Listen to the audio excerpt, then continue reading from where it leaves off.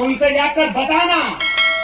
इन मूर्तियों की जरूरत इसलिए होती है कि अपनी नई पीढ़ी को यह समझाया जा सके कि जब तुम्हारे लोगों को कोई आएगा बताएगा कि तुम गुलाम हो, तो तुम्हारे बच्चे जब रानी दुर्गावती, टंटिया मामा, बिरसा मुंडा, जयपाल सिंह मुंडा, बाबा साहब भीमराव अंबेडकर, डॉक्टर राम मनोहर लोहिया इनकी मूर्तियों के सामने खड़े होते होंगे तो वह सीना तान करके कहते हैं हमारे पुरखे शासक रहे हैं और उनसे उनका इतिहास जानेंगे तो आपके बच्चों को कोई गुलाम नहीं बना सकेगा। इसलिए इन मूर्तियों की जरूरत होती है और इसलिए मैं आपको बधाई देता हूं। किसी देवी देवता, किसी और की मूर्ति बनाने की बजाय आपने अपने पुरखों की मूर्ति बनाने का काम किया है। और अभी आनंद राय जी और हमारे प्रोफेसर जितेंद्र मीणा, हम लोग जब आ रहे थे तो इनकी तस्वीर एक सोशल मीडिया पर देखी। एक गांव है जहां 5-5 मूर्तियां एक साथ हैं। मैं तो आपको बधाई देता हूं। जहां मूर्ति लगी होगी बड़े दिनों तक तो आसपास कुछ लोगों को नींद नहीं आ रही होगी। सही है कि गलत? क्या बहुत आसान है क्या ये मूर्तियों को लगवा देना? लोग बेचैन हो रहे होंगे। फिर कुछ सरकारी मामा लोग जो मुख्यमंत्री बने हैं उनको लगा होगा कि ये पीले गमछे वाले तो बड़ा एकजुट हो रहे हैं। भाई आज भी तो यहां से पैगाम जाएगा भोपाल तक कि हुजूर वहां टेंट नहीं था, पानी बाल्टी में रखकर लोग पिला रहे थे, कोई बहुत ऐसी व्यवस्था नहीं थी और कोई बहुत पैसा देकर के लाई गई भीड़ नहीं थी। फिर भी ये पीले गमछे वाले अपनी प्रकृति के सामने इम्तिहान देते हुए पूरे दिन बैठे रहे और उनसे आपको डरना चाहिए। और भोपाल वालों, आज आपको नींद नहीं आ रही होगी, ये हमें भरोसा है। क्यों नहीं नींद आ रही होगी? क्योंकि जिस प्रदेश में 20 से 25% आदिवासी जनता हो, क्या वो वोट देने के लिए एक संख्या है? कौन सा काम आज तक इस मामा मुख्यमंत्री ने ऐसा किया कि वो आदिवासी का वोट लेने आएंगे? कोई काम किया क्या? बताइए आप लोग। मैं तो भाई उत्तर प्रदेश से आया हूं, हमारे यहाँ तो रामराज्य आया हुआ है, पता है कि नहीं आपको? हमारे यहाँ तो अलग ही कहानी है रे भाई। आपके यहाँ तो इतने ताकतवर लोग हैं। कहीं जय संगठन, हमारे मित्र बैठे हुए हैं।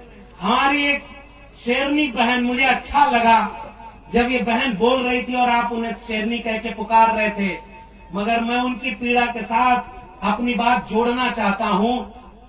इस देश और दुनिया ने जाति के नाम पर जितना अन्याय किया ना, उससे कम अन्याय महिला और पुरुष के नाम पर नहीं किया।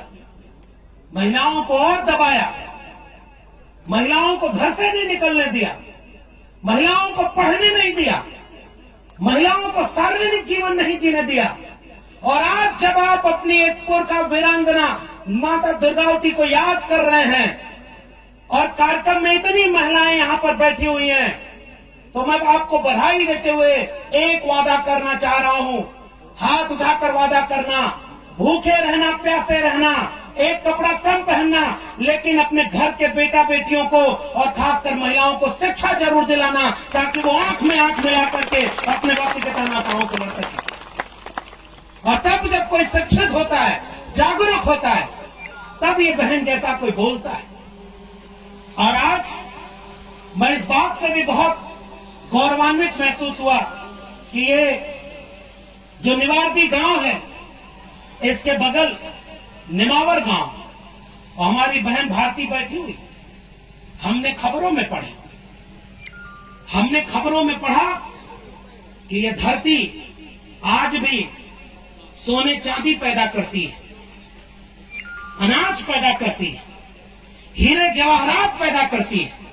लेकिन इस देश को कुछ लोगों ने ऐसा जाहिल बना दिया कि इंसान नहीं पैदा कर पाती और हैवानों जैसा काम इसी नेमावर में हुआ।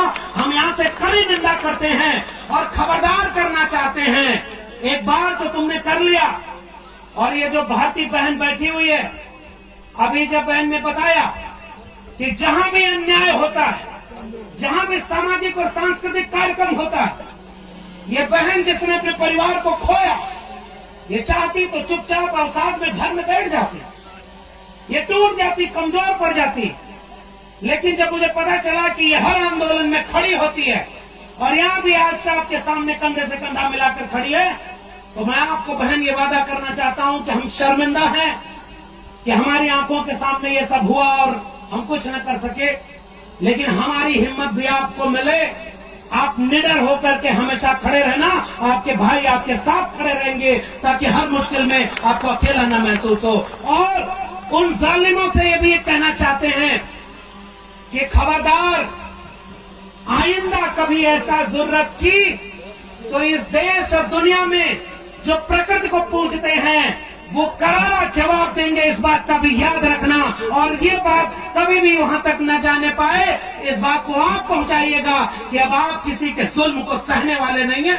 अब ईद का जवाब पत्थर से देने के लिए भी तैयार रहिएगा और भारत के संविधान के हिसाब से चलिएगा।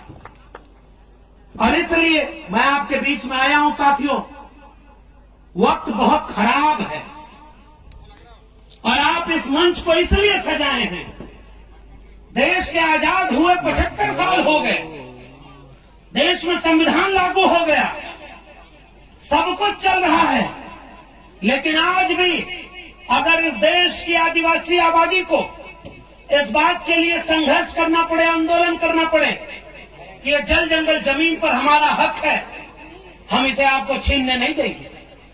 सजग रहिएगा। कुछ लोग आपके लोगों को तोड़ करके ले जाएंगे, उनको भी पीला गमछा पहनाएंगे। और मैं एक तस्वीर देख रहा था, ये हमारे बड़े भाई आनंद राय जी हैं, बड़े फाइटर व्यक्ति हैं, इन्होंने एक तस्वीर सोशल मीडिया पर लगाई कि भोपाल का ये मामा मुख्यमंत्री हो या दिल्ली में बैठे हुए सरकार का राष्ट्रीय अध्यक्ष हो, जीवन में शायद पता नहीं पीला गमछा कभी लगा हो या न लगा हो, चुनाव नजदीक आया तो सारे पीला गमछा पहन करके रैली कर रहे हैं। सब पहन लिए पीला गमछा, इसका मतलब समझ रहे हैं? आपकी ताकत तो ताकतवर हुई।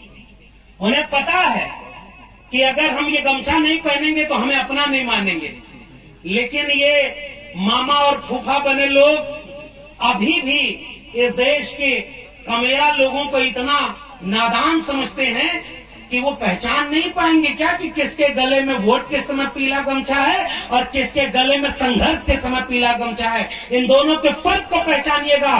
जो मौसम बदलने पर रंग बदल करके आपका वोट लेने आएंगे, सजग रहिएगा। किसानों पर गोली चलवाने वाले, आपके जल जंगल जमीन को छीनने वाले, इस देश का संविधान बदलने की बात करने वाले, इसे हिंदू राष्ट्र बनाने की बात करने वालों को